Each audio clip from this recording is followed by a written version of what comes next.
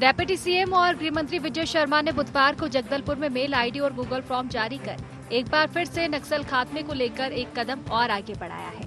यह पहली बार होगा कि राज्य में किसी सरकार ने नक्सलियों को मुख्य धारा से जोड़ने के लिए उनसे ही सुझाव मांगा हो। आपको बता दें कि इसके पहले भी रमन सरकार और भूपेश बघेल की कांग्रेस सरकार ने पुनर्वास नीति में परिवर्तन किया था। सरेंडर करने वाले नक्सलियों की सहायता राशि बढ़ाई गई। इसके तहत जो नक्सली सरेंडर करते हैं तो उनके रैंक के हिसाब से उनको राशि दी जाती थी। इतना ही नहीं, रैंक के हिसाब से ही नगरीय और ग्रामीण क्षेत्रों में मुफ्त घर और मुफ्त जमीन दी जाएगी। वहीं पुनर्वास नीति में बदलाव पर सीएम विष्णुदेव साय कह रहे हैं कि भाजपा सरकार नक्सलवाद के खिलाफ मजबूती से लड़ाई लड़ रही है। पुनर्वास नीति और अच्छे से बनाना चाह रहे हैं जिससे नक्सली मुख्य धारा से जुड़े। वहीं दूसरी तरफ डेप्यूटी सीएम विजय शर्मा ने कहा, सुना है कोशिश करने वालों की हार नहीं होती। पूरा देश देख रहा है कि जब से हम लोग सरकार में आए हैं तब से नक्सलवाद के साथ मजबूती के साथ लड़ाई लड़ रहे हैं और लगातार एनकाउंटर में नक्सली मारे जा रहे हैं, आत्मसमर्पण भी कर रहे हैं, गिरफ्तारी भी हो रही। और हम पुनर्वास नीति को और अच्छा बनाना चाहते हैं ताकि नक्सली विकास की मुख्य धारा से जुड़ें और आत्मसमर्पण करें। कोशिश है और सुना है कि कोशिश करने वालों की कभी हार नहीं होती। माननीय मुख्यमंत्री जी के उस दिन के मार्गदर्शन के उपरांत हर एक दिशा से सुझाव लेने की कोशिश इसमें हम लोग कर रहे हैं और सब कुछ हो जाने के बाद उस पर पूरी प्रक्रियागत मतलब अभी भी छत्तीसगढ़ की पुनर्वास नीति अच्छी है, नहीं, परंतु उसमें और क्या अधिक अच्छा हो सकता है इसकी कोशिश कर रहे हैं और आने वाले समय में फिर माननीय मुख्यमंत्री जी इसकी घोषणा करेंगे। प्रधानमंत्री नरेंद्र मोदी और केंद्रीय गृह मंत्री अमित शाह ने विधानसभा और लोकसभा के चुनाव प्रचार के दौरान प्रदेश की जनता से अपील की थी कि भाजपा की डबल इंजन की सरकार बनाए। 3 साल में छत्तीसगढ़ से नक्सलवाद खत्म कर देंगे और शायद इसका असर भी देखने को मिल रहा है। एक तरफ सरकार नक्सल पुनर्वास नीति में परिवर्तन करने जा रही है तो इस पर सियासी बयानबाजी भी तेज हो चुकी है। कांग्रेस पूर्व प्रदेश अध्यक्ष धनेंद्र साहू ने कहा कि पुनर्वास नीति में प्रावधान करना है तो उसका स्वागत है, लेकिन नक्सलियों से सलाह लेने की आवश्यकता नहीं है। जिन्हें देश के संविधान पर भरोसा नहीं, उनसे उप मुख्यमंत्री सलाह मांग रहे हैं। सरकार को विशेषज्ञों से सुझाव लेना चाहिए। वहीं प्रदेश अध्यक्ष दीपक बैज ने कहा कि सरकार चलाने के लिए भी नक्सलियों से सुझाव ले ले। सरकार के पहल से स्पष्ट है, पुनर्वास को लेकर कोई योजना नहीं है। केंद्रीय गृह मंत्री और राज्य के गृह मंत्री अलग बात करते हैं। अभी भी जो पुनर्वास नीति लागू है यहाँ, पिछली भारतीय जनता पार्टी की सरकार के समय से, हमारी कांग्रेस की सरकार के समय से, इसमें यदि और आवश्यक कोई चीज प्रावधान जोड़ना है तो जोड़ना चाहिए, स्वागत है उसका। लेकिन इसके लिए नक्सलियों से सलाह लेने की आवश्यकता नहीं होनी चाहिए। नक्सली जिन्हें स्वयं देश के संविधान के ऊपर भरोसा नहीं है, हमारे जो विषय विशेषज्ञ लोग हैं उनसे सलाह लेनी चाहिए, उनसे चर्चा करनी चाहिए। राज्य सरकार, भारतीय जनता पार्टी के सरकार को अभी भी समझ में बिल्कुल नहीं आ रहा है। पहले स्पष्ट ये करे पुनर्वास नक्सल नीति पे सरकार का आखिर क्या योजना, क्या नक्सल नीति, इन्होंने क्या नक्सल नीति बनाई। पहले नक्सल नीति स्पष्ट करे, फिर पुनर्वास नीति पे बात करे।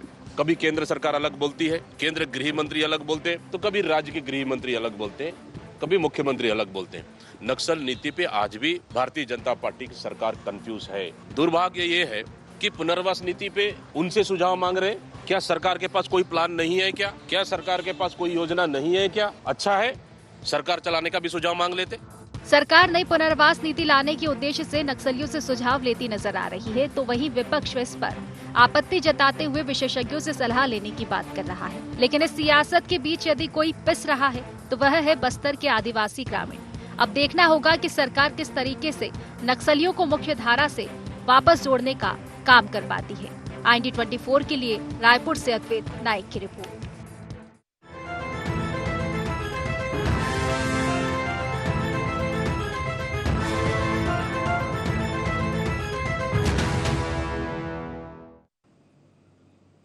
नमस्कार, बहुत स्वागत है आपका। IND गुहार देख रहे हैं आप। मैं हूं आपके साथ प्रशिता शर्मा। नक्सल नीति पर राजनीति। जी हां, प्रदेश को नक्सल मुक्त करने के लिए शायद सरकार ने एक कदम और आगे बढ़ाया है। बस्तर में शांति स्थापना की दिशा में सरकार ने आत्मसमर्पण करने वाले नक्सलियों के पुनर्वास नीति में बदलाव करने की योजना बनाई है, जिसमें उन्हीं से सुझाव मांगा है। बाकायदा इसके लिए ईमेल आईडी, गूगल फॉर्म जारी कर दिए गए हैं। वहीं पुनर्वास नीति को लेकर कांग्रेस सरकार को घेर रही है, कह रही है कि सरकार कैसे चलाना है ये भी नक्सलियों से ही पूछ लिया जाए। इसी पर आज हम चर्चा करने वाले हैं। जान लेते गुहार के पॉइंट्स क्या है। क्यों पड़ी गई नक्सल पुनर्वास नीति बनाने की जरूरत? नक्सल नीति के लिए नक्सलियों की राय लेना कितना सही? छत्तीसगढ़ को नक्सल मुक्त करने के लिए क्या है सरकार के पास ठोस प्लान? गोली या बोली, आखिर क्या है लाल आतंक का इलाज?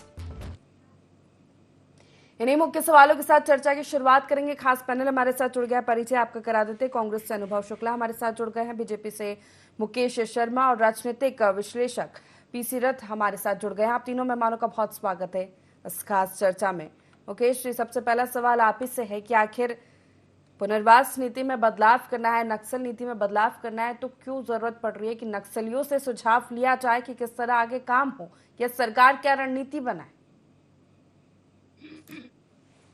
सबसे पहली बात तो ये समझ ले कि नक्सल नीति के लिए किसी से सुझाव नहीं दिए जा रहे हैं। पुनर्वास नीति तो सरकार बनाना चाह रही है। जैसे आप देख रहे होंगे कि पिछले दिनों जब से भारतीय जनता पार्टी की सरकार बनी है, 112 एनकाउंटर हुए हैं, 375 लोगों ने आत्मसमर्पण किया है और इसी प्रकार करीब 153 लोगों को अरेस्ट किया गया है।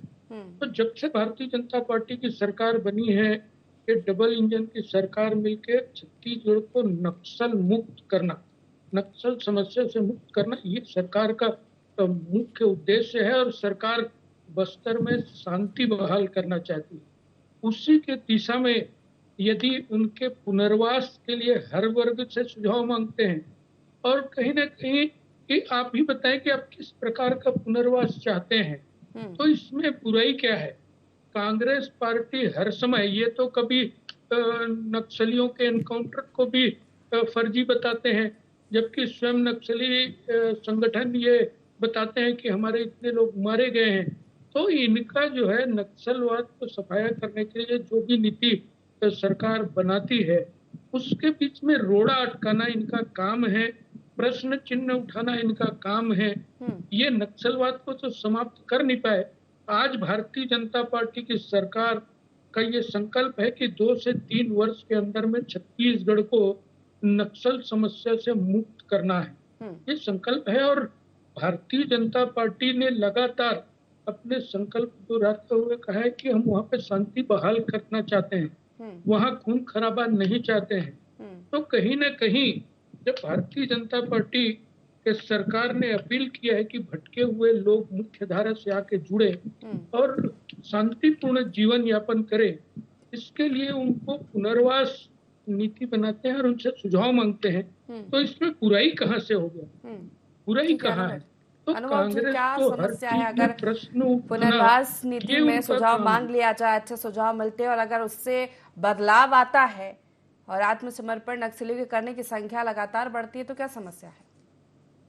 सिर्फ राजनीति करनी है हर मुद्दे पर, इसलिए सवाल उठाना क्या जायज है? जी माफ कीजिएगा, आपका सवाल क्या था? अगर पुनर्वास नीति में सुझाव लिया जा रहा है और उससे अगर बड़ा बदलाव आता है या नक्सलवाद के खात्मे को लेकर एक और कदम आगे बढ़ जाते हैं हम, तो क्या समस्या है? जी, जैसा मैंने कहा, सबसे पहले आपको और आपके सभी सम्मानीय दर्शकों को मेरा नमस्कार। मेरे साथी पैनलिस्ट, भाजपा प्रवक्ता और एक्सपर्ट को भी मेरा सादर प्रणाम। देखिए, बात बहुत सीधी और सरल सी है। मुझे ये समझ नहीं आता कि जब 1 जनवरी को एक 6 महीने की बच्ची को गोली लगती है, 25 फरवरी को कांकेर के कोयली बेड़ा में आदिवासियों की जान जाती है, नारायणपुर के झलियामार में लोगों की जान जाती है, यौन शोषण होता है, बीजापुर में ग्रेनेड लॉन्चर उड़ता है तो 2 मासूम घायल हो जाते हैं, बीजापुर में पिडिया और इटावर गांव की अभी जो हाल ही में इन्होंने हमला किया, उसमें सर्व आदिवासी समाज ये कहता है कि ये फर्जी एनकाउंटर है। मुझे ये समझ नहीं आता कि ये इनसे सवाल क्यों नहीं पूछते हैं जिन पे नक्सली गोली मारते हैं, जिनको ये खुद गोली मारते हैं। ये नक्सलियों से बात करने को बेताब क्यों है? कभी लाल भाजी की बात करते हैं, कभी वीडियो कॉल करेंगे बोलते हैं, कभी अपना ईमेल दे देते हैं। इतने आतुर क्यों होते हैं नक्सलियों से बात करने के लिए? आपको अगर बात करनी है तो जो पीड़ित हैं, जो वंचित हैं, उनसे बात करिए, उन आदिवासियों से बात करिए। आप नक्सलियों से क्यों बात करना चाहते हैं? क्योंकि आपकी खुद सोच जो है नक्सलवाद से भरी हुई है। मुझे इस सवाल का जवाब दीजिए। यदि ऐसा नहीं है तो केपीएस गिल जी, जो पूर्व मुख्यमंत्री डॉक्टर रमन सिंह, माफ कीजिएगा मैंने डॉक्टर रमन सिंह कह दिया, उनको शहादत का किंग कहना चाहिए, रमन सिंह नहीं कहना चाहिए, श्रद्धांजलि किंग कहना चाहिए। क्योंकि अगर इस देश के इतिहास में सबसे ज्यादा जवानों की शहादत पे किसी ने श्रद्धांजलि दी है तो पूर्व मुख्यमंत्री डॉक्टर रमन सिंह है। शर्म आनी चाहिए भारतीय जनता पार्टी को ये बात कहते हुए। केपीएस गिल ने क्या कहा था? उन्होंने कहा था कि डॉक्टर रमन सिंह ने उनसे कहा है कि आप अपनी पेंशन खाओ, आप अपनी तनख्वाह खाओ और नक्सलवाद के बारे में सोचना छोड़ दो। इससे क्या सवाल नहीं उठेंगे? फर्जी एनकाउंटर होते हैं। आप मेरे सवालों का जवाब मत दीजिए, मुझे तो आप ये बताइए, माफ कीजिएगा मैं नाम गलत कह रहा हो सकता हूं, अवलम बुदरी जी, जो अभी बीजापुर में जो कांड हुआ वहां पे वो अवलम बुदरी जी मुख्यालय में खड़े होकर ये सवाल पूछ रही हैं कि मेरे पति जो हैं वो तेंदुपत्ता तोड़ने गए थे और वो लौट के नहीं आए। कौन जवाब देगा उसका? भारतीय जनता पार्टी जवाब देगी कि कोई और देगा? इनसे सवाल पूछो तो ये जवाब नहीं देते हैं, उल्टा दूसरों विपक्ष से सवाल पूछते हैं। हमको कोई आपत्ति नहीं है इस चीज से कि आप कोई नई नीति लाना चाहते हैं, लेकिन सवाल ये खड़ा होता है कि नक्सलियों से बात करने की आपको क्या आवश्यकता है? अगर आपको इतनी ही बात करनी है तो आप मोटा भाई से बात कर लीजिए, उनको जेल के अंदर रहने का भी तजुर्बा है, तड़ी पार थे, जेल के बाहर का भी है, उनसे बात कर लीजिए, आपके गृह मंत्री भी हैं। मुझे ये बात समझ नहीं आती कि मोटू अवलम जी जब सवाल खड़ा करते हैं कि मुझे गोली लगाई और मैं खटिया में बैठा हुआ हूं, उन मासूम आदिवासियों का कौन जवाब देगा? 15 साल जब इनकी सरकार चली, उसके बाद जब हमारी सरकार आई तो 1380 फर्जी केस किए थे इन्होंने आदिवासियों पे, जो हमने जस्टिस पटनायक कमेटी बनाने के बाद वापस किए हैं। ये बात करते हैं कि सिर्फ गोली नहीं चलाएंगे, इनके उप मुख्यमंत्री कहते हैं ये सिर्फ 20% है, बाकी 80% विकास की बात करेंगे। किस विकास की बात करते हो साहब? आप 15 साल सरकार चलाए, आपने कितने स्कूल, कॉलेज, अस्पताल ना जाने क्या क्या बंद किए।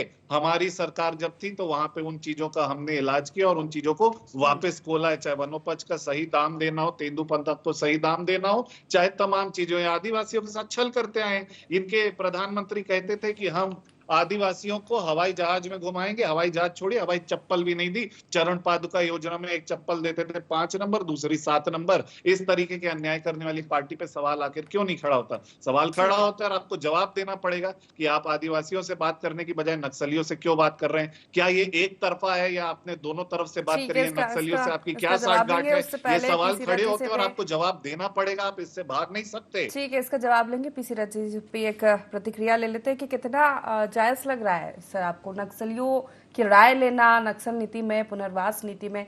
क्या इससे अच्छा बदलाव हो रहा सकता है और जो आत्मसमर्पण की संख्या है नक्सलियों की वो बढ़ सकती है? सलाह की बात की जा रही है। दरअसल बात मुद्दे को समझने की है। मुझे लगता है ज्यादातर नक्सल नीति पे बात नहीं हो रही है यहाँ पर। नक्सली इलाकों में पुनर्वास नीति को लेकर के सरकार अपनी रणनीति बनाना चाहती है और उसके लिए सरकार जो है वो सभी वर्गों से राय लेना चाहती है, जिसके लिए उन्होंने ओपन गूगल फॉर्म जारी किया है। और जिस तरह से वो सभी लोगों से, यानी समाज के सभी वर्गों से, और साथ ही नक्सल तत्व भी अगर उसमें अपनी राय देना चाहें तो वो भी दे सकते हैं। ये गृह मंत्री का छत्तीसगढ़ के ऑफर है।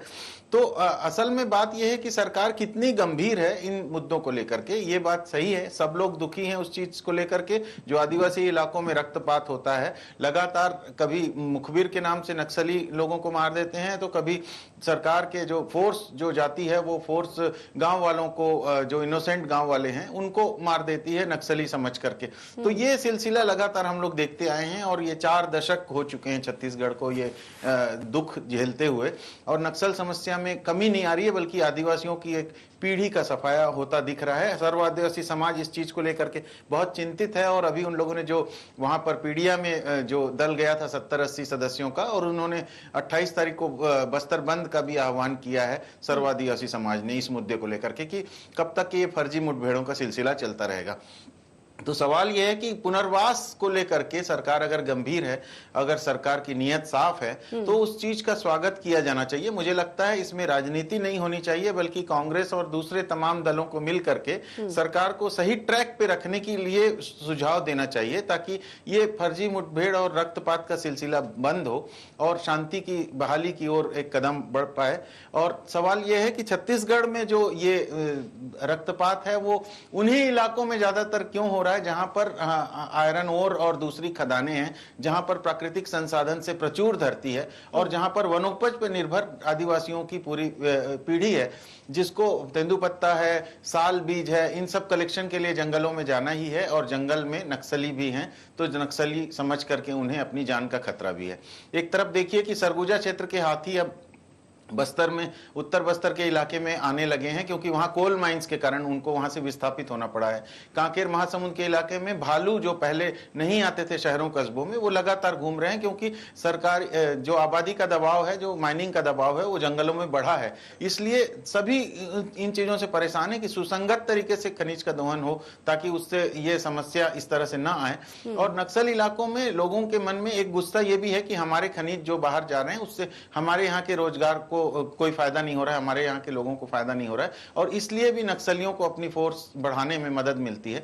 हमको ये भी देखना होगा कि इस पूरी समस्या में कहीं ना कहीं से जो है लोकतंत्र कैसे मजबूत हो, कैसे लोगों को जो है एक शांतिपूर्ण जीवन जीने का मौका मिले, और कैसे इस समस्या को मिलजुल करके सभी राजनीतिक दल समाप्त करने की ओर बढ़ें और लोकतंत्र का वातावरण बन सके। तो इसमें मुझे लगता है राजनीति नहीं होनी चाहिए, और सरकार को भी अपनी नीयत साफ होने का परिचय देना चाहिए। आचार संहिता लगने के पहले जब विधानसभा सत्र था, उस समय में गृह मंत्री के अपील के बाद नक्सलियों की तरफ से भी उनके प्रवक्ता ने 2 पेज का पत्र जारी किया था कि सरकार अगर बातचीत करना चाहती है तो उसकी शुरुआत के लिए ये कुछ मुद्दे हैं, ये इन बिंदुओं पर सरकार अगर शुरुआत करे, पहल करे, तो हम बातचीत के लिए तैयार हैं करके। लेकिन आगे चल के उस मुद्दे पर सरकार की ओर से, छत्तीसगढ़ सरकार की ओर से कोई अधिकृत बयान जारी नहीं हुआ, न तो गृह मंत्री की ओर से, न मुख्यमंत्री की ओर से। तो अब जब दोबारा से सरकार पहल की बात कर रही है, तो इसमें सरकार को अपनी ओर से कुछ चीजें करके दिखाना चाहिए कि ताकि बातचीत का सकारात्मक माहौल तैयार हो। केवल गोली से हम रक्तपात को खत्म नहीं कर सकते, और इस समस्या के लिए गंभीर प्रयास होने चाहिए। मुकेश जी, टारगेट तो लेकर चल रहा है कि 3 साल में लाल आतंक का खात्मा कर देंगे छत्तीसगढ़ से, बस्तर के क्षेत्र से, लेकिन क्या ठोस प्लान, क्या ठोस रणनीति? क्योंकि अभी तो लग रहा है कि ऐसे ट्रायल चल रहा है कि सुझाव लिए जाएंगे, एनकाउंटर होगा और बातचीत से बात बन जाएगी। देखिए, सरकार की नीति स्पष्ट है, बातचीत करना चाहते हैं, रक्तपात नहीं होना चाहिए, सरकार चाहती है, और उसी दिशा में एक कदम है। इस छोटे से टाइम में 375 लोग यदि आत्मसमर्पण करते हैं, तो ये विषय है, इनके पुनर्वास पे बातचीत चल रही है। कांग्रेस के प्रवक्ता भी बहुत बड़ी बड़ी बात कर रहे थे, बिना तर्क के निरर्थक बात कर रहे थे। उनको ये भी नहीं मालूम है कि राजनीति कैसे करना है और कहाँ करना है। आज यही कारण है कि कहाँ पहुंच गई है कांग्रेस, किस गर्त में चली गई है। और शर्म की बात कर रहे थे, बड़े बेशर्मी से बात कर रहे हैं। बस्तर की जनता ने इनको एक तरफ किनारे कर दिया है। विधानसभा चुनाव में देख लिया इन्होंने, क्या उनके, यदि उनकी विकास हो रही होती, यदि उनको शांति का वातावरण मिल रहा होता, तो वो आपके सरकार के साथ होती। इससे स्पष्ट है कि कांग्रेस पार्टी को लोगों ने नकारा है, और आप स्वीकार करिए। और जब सरकार इस प्रकार का काम करती है, वहाँ शांति स्थापित करने का काम करती है, तो उसमें राजनीति नहीं होनी चाहिए। इनको उससे कोई मतलब नहीं है, इनको हर विषय में राजनीति करनी है, इनको हर जगह राजनीति करनी है। यदि आपका इतना ही, अब नगर नार का विरोध करते हैं, आप कौन से विकास के साथ हैं? और हम दावे के साथ कहते हैं छत्तीसगढ़ को हमने बनाया है और संवारेंगे भी हम। इस रत्न गर्भा छत्तीसगढ़ में जहां आयरन है, बॉक्साइट है, कोयला है, ऐसे प्रदेश को तो लोग यदि कहें कि नक्सल प्रभावित क्षेत्र है, तो हम सबको शर्म आती है कि इससे उबरने की आवश्यकता है। इस दिशा में आपने क्या किया है? क्या किया है कांग्रेस पार्टी ने 5 साल? और ये इतनी बड़ी बड़ी बात, इसका जवाब दीजिए, उसका जवाब। अरे जवाब तो आप नहीं दे पाए बस्तर के लोगों को, इसलिए आप यहाँ पे बैठे हैं, विपक्ष में बैठाया है आपको। और अभी भी इसी प्रकार का, और वो कांग्रेस पार्टी जिसमें स्वयं कांग्रेसियों ने विश्वास जताना छोड़ दिया है, बड़ी संख्या में लोग जा रहे हैं। ठीक है, अब तो सुधर जाओ, आपको सिर्फ राजनीति करनी होती है, हर चीज पे सवाल उठाते हैं। बात करो, प्रदेश के लोगों की हित की बात करो, बस्तर के हित की बात करो, और इस प्रकार के रोड़ा अटकाना बंद करिए। आप जो है कहीं ना कहीं राजनीति करनी है, विपक्ष की भूमिका है, आवाज उठाइए, लेकिन उत्तर के साथ नहीं, निरर्थक चर्चा के साथ नहीं, तथ्यहीन बातों के साथ नहीं। आप दुनिया भर की बड़ी बड़ी बात कर रहे हैं, कोई तथ्य है नहीं। नकार दिया है आपने, स्वीकार करते हैं कि नहीं? बस्तर की जनता ने नकारा है आपको, किनारे बिठाया है, संकल्प पत्र में वादा किया था, देश में भी आपको किनारे बिठाया है, स्वीकार करिए। आपसे विनम्र आग्रह है कि इनको एक बार आप कह दें कि ये चुप हो जाए। जी बोलिए। जी, भारतीय जनता पार्टी ने 2008 के संकल्प पत्र में क्या वादा किया था कि हम भय मुक्त छत्तीसगढ़ बनाएंगे। उसके बाद 10 साल इनकी सरकार चली, 2018 तक कहा गया नक्सलवादी का क्या इलाज हुआ? उल्टा 2008 में जब इन्होंने सब वादा किया कि हम नक्सलवाद से मुक्त करेंगे छत्तीसगढ़ को, इस विश्व का सबसे बड़ा इतिहास में राजनीतिक हमला नक्सलियों ने अगर किया तो झीरम का हमला हुआ। जो ये कथनी है और इनकी करनी है, इसमें जमीन और आसमान का अंतर है। मुंह में राम बगल में छुरी, आपकी नीति और नीति। अभी अगर बात करें पुनर्वास नीति पे, ठीक है ना, इस पे अगर बदलाव होता है, अच्छी चीजें, तो क्यों नहीं एक मंच पर आकर इस पर काम किया जाए? नक्सलवाद तो समस्या है ही ना, क्यों हर बार सियासत हो, राजनीति हो या आरोप प्रत्यारोप का दौर चले? अगर नीति अच्छी है, सुझाव लिया जाता है, ओपन फोरम में अगर अच्छे सुझाव आते हैं, अगर उन पे काम किया जाता है, बदलाव आता है, तो क्यों ना एक साथ काम कर लिया जाए? देखिए, मैंने अपनी चर्चा की शुरुआत पे भी ये कहा कि बिल्कुल ये उचित बात है कि नक्सलवाद जो है बहुत गंभीर समस्या है, और हम चाहते हैं कि ये कह रहे हैं कि 2 साल 3 साल में करेंगे। मेरी तो दुआ है, मेरी व्यक्तिगत शुभकामनाएं कि आप 1 दिन में करिए, 1 घंटे में करिए, 1 हफ्ते में करिए, जितने जल्द से जल्द हो सकता है करिए, और जितनी सकारात्मक भूमिका उसमें हम निभा सकते हैं हम निभाने तैयार हैं। लेकिन सवाल जो मैं उठा रहा हूँ, ये उठा रहा हूँ कि एक तरफ ये नक्सल नीति की बात करते हैं, दूसरी तरफ मासूम आदिवासियों को मारते हैं। इसका जवाब कहां से मिलेगा? मैंने इनसे सवाल पूछा था कि अवलम बुदरी जी पूछ रही हैं कि उनके पति कहाँ हैं, इसका जवाब वो नहीं दे सकते, ये बात सिद्ध है। जब अभी बीजापुर में जो इन्होंने अटैक किया था, उसमें 24 घंटे के अंदर अक्सर ऐसा होता है कि जो शव है वो बरामद कर लिए जाते हैं। इससे ज्यादा समय क्यों लगा? एक भी लाइव एम्यूनिशन वहां पे नहीं पकड़ाया है, कोई भी मेडिकल किट वहां पे नहीं पकड़ाया, कोई भी ऑटोमेटिक बंदूक नहीं पकड़ाई थी। वहां जो इंटीरियर में जो पत्रकार और रिपोर्टर गए थे, उन्होंने अपनी आंखों देखी बताई कि मोटू अवलम नाम के एक व्यक्ति गोली खा के खटिया में पड़े हुए हैं। ये सवाल खड़ा होता है कि ये ऐसा क्यों करते हैं? जैसा मैंने पहले भी कहा, 1380 फर्जी केसेस बनाए थे जो जस्टिस पटनायक के कमेटी के माध्यम से हमने वापस लिए। इनकी रीति और नीति पे सवाल खड़ा होता है। इनका जो फर्जी एनकाउंटर के जो आरोप लगते हैं, ये भी एक चुनौती है सरकार के सामने। यदि स्वयं नक्सली संगठन स्वीकार करते हैं एनकाउंटर हुआ है, हमारे लोग मारे गए हैं, और फिर इनकी पार्टी, इनके नेता कहते हैं कि फर्जी हुआ, तो भैया नक्सली यदि स्वीकार कर रहे हैं तो आपके बात में कितना सत्य है, कितना तथ्यपूर्ण बात कर रहे हैं, इसी से समझ में आ जाता है कि बात करते हैं उसमें कितना सत्य है। जब नक्सली संगठन स्वीकार कर रहे हैं, उसके बाद ठीक है मुकेश जी रुक जाइए, समय की कमी है। अनुभव जी अपनी बात पूरी कहाँ नक्सली स्वीकार कर रहे हैं जी? सर्व आदिवासी समाज बस्तर बंद की बात कर रहा है, इस एनकाउंटर को फर्जी कह रहा है। और जहां तक आप झीरम के मामले की बात कर रहे थे, 5 सेकंड में आपको बताता हूं, मुझे इस सवाल का जवाब दीजिए कि धर्मलाल कौशिक ने हाई कोर्ट में चुनौती क्यों दी? जस्टिस प्रशांत मिश्रा आयोग को जो हमने षड्यंत्र को शामिल किया था, उसको चुनौती क्यों दी? क्योंकि ये मुद्दा नहीं, इसकी गहराई में नहीं जाता, कभी और इस बारे में बात करेंगे। लेकिन सवाल ये खड़ा होता है कि आपके समय में 4200 एकड़ जमीन आपने व्यापारी बंधुओं को बंदर बांट करी, लोहारीगुड़ा की हमने लौटाई, आपने स्कूल कॉलेज बंद किए, वो हमने खुलाए। हम ये बात कर रहे हैं कि आप व्यक्ति विशेष को अंदर रखिए। और एक आखिरी बात कहता हूँ कि आप ही के केंद्र के गृह मंत्री अमित शाह जी ने एक योजना निकाली थी जिसको कहते हैं समाधान स्ट्रैटेजी।